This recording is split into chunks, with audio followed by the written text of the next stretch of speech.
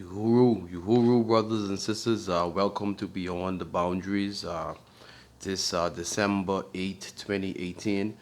My name is Alex Morley. Welcome to Beyond the Boundaries. I am the chairman of the African People's Socialist Party here in the Bahamas, and I head up the front, the Caribbean and South American front for the African Socialist International. That's the ASI. So, Uhuru brothers and sisters, welcome to Beyond the Boundaries, the show where we bring you news from the African nation and from the international socialist movement. Like I said last week, brothers and sisters, first let me just say Uhuru to all my brothers and sisters in the Uhuru movement in the African People's Socialist Party.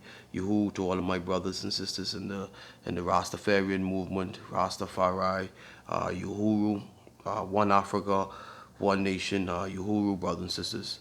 Uh, Today is going to be this show is going to be my last show for this season, if I could call it a season, and I could come back sometime in mid-January. I started this show because I wanted to spread African internationalism, the theory of the African People's Socialist Party. But I also knew, I believe that there are people out there like me in the Caribbean region and the South American region trying to build socialism, trying to build black power in their where they're at.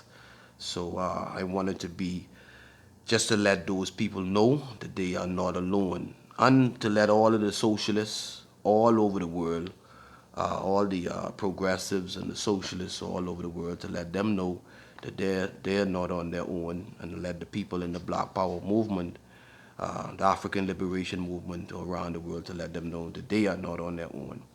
They got the African People's Socialist Party. But brothers and sisters, today is going to be my last show, and then we're going to come back sometime in January. So just want to Uhuru to the African People's Socialist Party, the Uhuru movement, all of the organizations. Brothers and sisters, during these holidays, don't forget to check out blackagendareport.com. The report that I'm going to read is from the blackagendareport.com. Check out the Burning Spear. The Burning Spear, that's the official organ of the African People's Socialist Party. So check out the Burning Spear.com. Check out laborstart.org, laborstart.org. There's always news from the international labor, anywhere where labor movements are going on. Labor movements labor news is being reported. Laborstar.org tends to have it. Check out counterpunch.org. Check out Louis Proyect's report. He wrote an article on Scorsese's The Irishman, Dobbs's Hoffa. That's a good report. So check out counterpunch.org. Brothers and sisters, on blackagendareport.com. There's a story called Booming Economy Means More More Bad Jobs and Faster Race to the Bottom. Booming economy means more bad jobs and faster race to the bottom, and it's written by Glenn Ford. Glenn Ford is the executive editor at blackagendareport.com. So it says, for the past 30 years, no matter which party has been in power, the U.S. economy has produced more and more bad jobs because the race to the bottom is ruling class policy. A Brookings Institute study shows 44% of all American workers toil in low wage jobs with median earnings of $18,000 a year.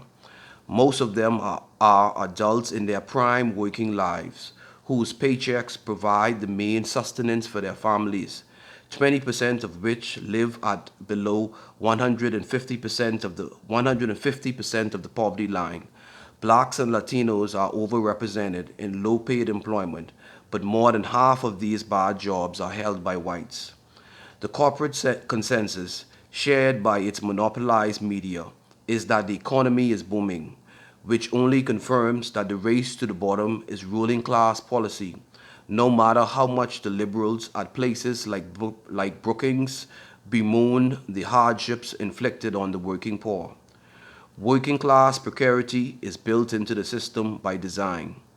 Another study measuring the Job Quality Index shows that the proliferation of low paid work isn't a hangover from the 2008 meltdown, but a characteristic of late stage capitalism. In 1990, the jobs were pretty much evenly divided, said one of the creators of the index. We discovered that 63% of all jobs that were created since 1990 were low wage, low hour jobs. The data show that the race to the bottom has accelerated for U.S. workers under Republican and Democratic administrations. The elder and the younger Bushes, Clinton, Obama, and now Trump, who is running for re election on the strength of the economy. The duopoly system is a magnificent mechanism of corporate rule and ruling class ruin. When only corporate parties are permitted to govern and corporate mouthpieces monopolize the media, capitalist inflicted misery is made to seem natural and inevitable. The highly educated researchers at Brookings can only imagine one way out of the downward spiral for those localities where bad jobs are the norm.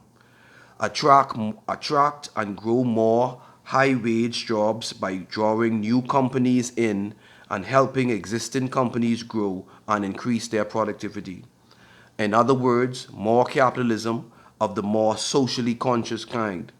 But clearly, the stock markets favor precarity capitalism, which it rewards with high returns and punishes capitalists that don't immiserate their employees or farm them out to low wage contractors. Low wage labor mixes uneasily with higher paid employment in the so-called success story cities as well. According to Brookings, bad jobs number nearly 1 million in the Washington D.C. region, 700,000 each in Boston, and 700,000 each in Boston and San Francisco, and 560,000 in Seattle. Addressing the challenge of low wage combined with high housing prices is a key issue in these places. Brookings concedes that education isn't the answer. There simply are not enough jobs paying decent wages for people without college degrees, who make up the majority of the labor force, to escape low wage work, say the researchers. Lots of low paid workers already have degrees. 14% have a bachelor's degree, and an additional 8% have an associate's degree, according to the study. I can speed on just a little bit further, brothers and sisters. Get to just the conclusion. It says the race to the bottom fuels consolidation of wealth and power at the top. Socialism is the only answer. A socialism rooted in the self-determination of all the peoples, subjected by capitalism since its emergence in colonialism and slavery. Half a millennium of unrelenting, merciless, genocidal theft of land, labor, and peoplehood. The democratic nature of this socialism lies not in ballots supervised by capitalist ruling class servants, but in the mass movement to dethrone the thieves that claim to own the world's resources, a class so numerically tiny that we know the top guy's name, starting with Bezos. Any thoroughgoing redistribution, no matter how chaotic, would be more democratic than the current oligarchy, and nothing could be more irrational. The rules and definition of democracy will be divided by people in motion in the process of building a new world. So I would urge you to go on Black Agenda Report and read that report, brothers and sisters. It's a good report from the executive editor of Black Agenda Report, Glenn Ford. It's titled Booming Economy Means More Bad Jobs and Faster Race to the Bottom. And I read it because it's the same thing that we hear in the Bahamas, you know. How do we need more investors and we need more investors to come in, and we need the workers to work harder. That's kind of the same bourgeois capitalist theory that we've always had, and that's one of the things that the report was speaking about. Another thing that I found interesting is the relationship between low wage jobs and high paid jobs, and that's somewhat of the situation that we have in the Bahamas and the cities that it named, Seattle, Washington D.C. These are sometimes some of the cities that we want to tend to emulate to a certain extent. But I just want to. This report speaks to the capitalist contradictions inherent in these locales. So I thought it was a good report. Capitalism doesn't have the answer for us. Socialism, we need to connect, and for the African People's Socialist Party, we need to connect the power, the social power, and the labor power of over 1 billion African people worldwide, and we need a United States of a united socialist Africa. Yeah, that's what we need. But brothers and sisters, I thought it was a good story. That's how we can grow the economy. That's how we can grow the economy, pushing it in that direction. A whole another direction. But yeah, I thought it was a good story and good report, and I would urge people to go on Black Agenda Report and check it out, brothers and sisters. Um, I ain't gonna be too long this week. I know you're tired of hearing me read these reports, so we can cut it short this week. But I just want to say, check out theburningspear.com. Check out Black Agenda. Black Agenda has a couple of reports about Congo, about Haiti. Brother Mumia spoke, I think, yesterday in Philadelphia. Fred, it's been 50 years since brother Fred Hampton was assassinated. Check out Counterpunch, brothers and sisters. A lot of good reports on counterpunch.org. Louis Proyex, he has a good article. Scorsese's Irishman and Dobbs's Hoffa. I watched The Irishman. I watched the entire 3 hours. I couldn't take my eyes off of it. It had all the elements that I like: history, unions, movies. I like gangster movies, so it had all the elements of I like.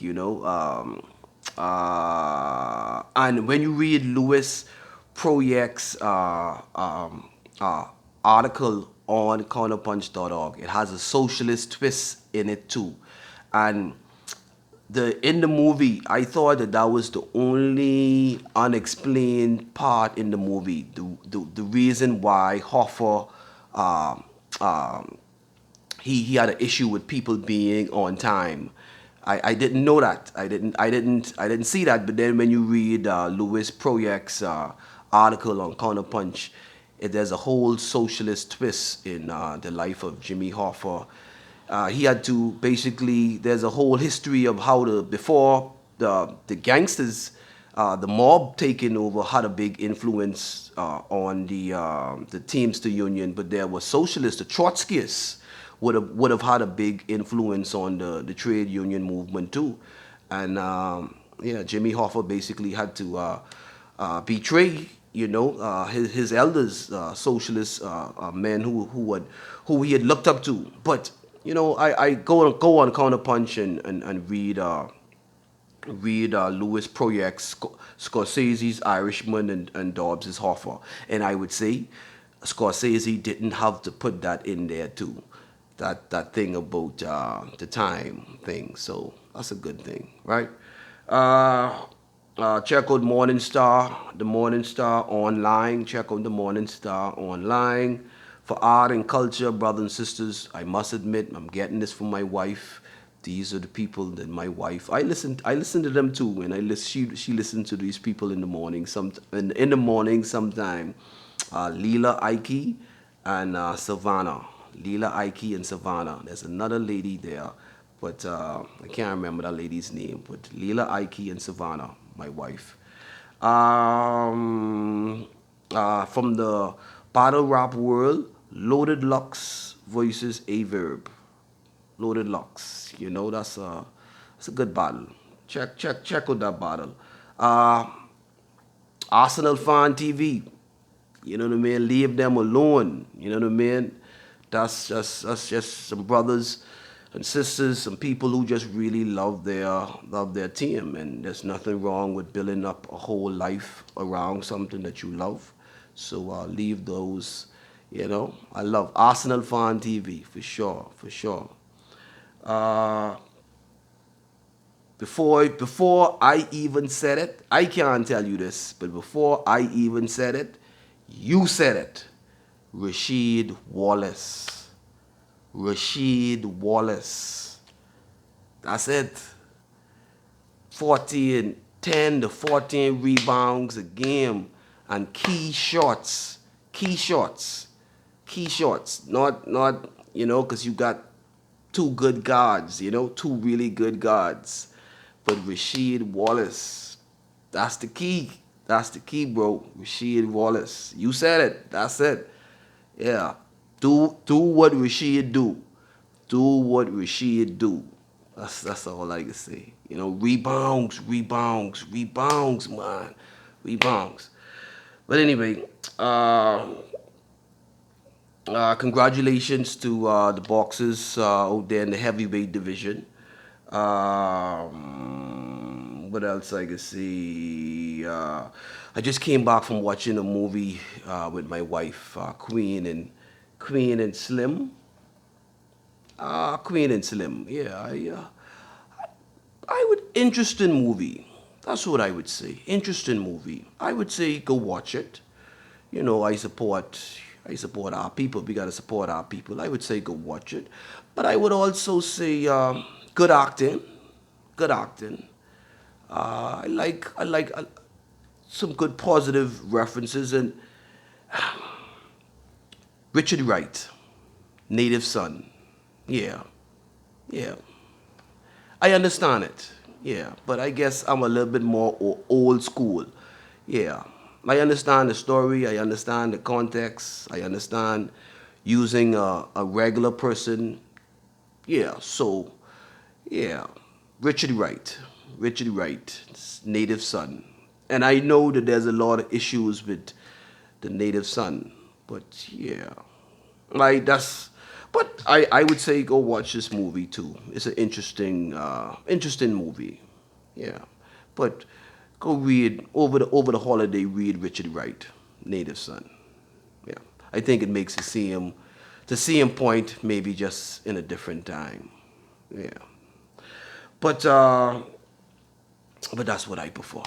Yeah, I prefer Richard Wright. That's one of my favorite writers. But brothers and sisters, that's everything that I want to say. I could be back in January, right here on Beyond the Boundaries. Check out all the sites that I've talked about. Black Agenda, Counterpunch, Labor Start for the International Labor News. Support the African People's Socialist Party. Yeah, Uhuru, One Africa, One Nation. You know me. There's a lot of things, so many things on my mind, but so many things I wanted to say, but I didn't want to use this platform to do that, because I'm the type of person. People know me around here, and they know that what I say, I can say to their face. You see, so that's what I gotta do, brothers and sisters. I gotta get back on the ground because I don't say things behind this. Whatever I say here, I can say in real life. You see, so there's a lot of things I have to say, and before I say them here, I need to go there and say them because I talk in people's face in the real world. See? Yeah, that's the kind of person I am, and people know that. So yeah, that's what I need to go do. I need to get back on the ground. I need to build the African People's Socialist Party. Need to get my little committee going. Yeah, that's what I need to do. Put that work into really building the party and building Black Power, building socialism in the Bahamas, and trying to build socialism and build the African liberation movement right from here. Use the Bahamas as a center to build the African liberation movement, you know. So that's what we can keep on doing. So I can see y'all, Uhuru, one Africa, one nation. Uhuru, one Africa, one nation. Uhuru.